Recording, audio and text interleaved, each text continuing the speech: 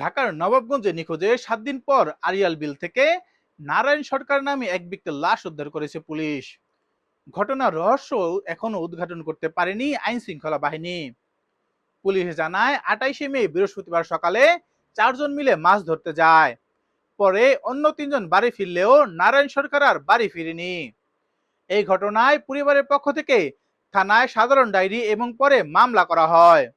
তদন্তের অংশ হিসেবে 2 জনকে আটক করেছে পুলিশ। 4 জুন বৃহস্পতিবার সকাল 10টার দিকে স্থানীয়রা আড়িয়াল বিলের একটি লাশ ভাসতে দেখে পুলিশকে খবর দেয়।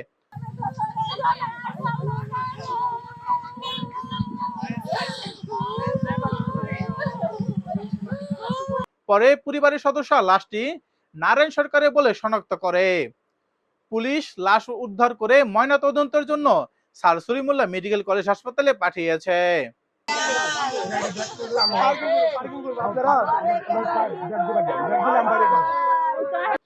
এই ঘটনায় সহকারী পুলিশ সুপার দুয়ার সার্কেলের কর্মকর্তা মোহাম্মদ শামীম হোসেন বলেন, 31/5/2026 নবাবগঞ্জ থানায় হত্যার উদ্দেশ্যে অপহরণ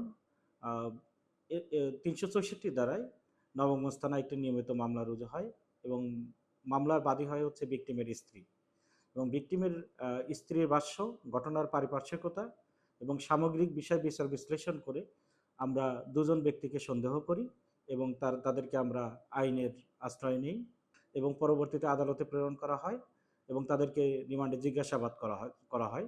জিজ্ঞাসাবাদ করে আমরা পরবর্তীতে কোনো তথ্য পেলে, ঘটনার সাথে তাদের কোনো সংশ্লিষ্টতা পেলে আমরা খতিয়ে দেখব। নিঃসন্দেহে কারো কোনো ঘটনার সাথে সংশ্লিষ্টতা থাকলে অবশ্যই আমরা এটা পুঙ্খানুপুঙ্খভাবে বের করে নিয়ে আসতে পারবো এবং এর সঠিক এবং সুষ্ঠু বিচার হবে। পুলিশ বলছে মৃত্যুর কারণ এবং ঘটনার প্রকৃত রহস্য উদ্ঘাটনে তদন্ত চলছে। ময়নাতদন্তের প্রতিবেদন পাওয়ার পর এ বিষয়ে বিস্তারিত জানা যাবে বলে জানিয়েছে পুলিশ।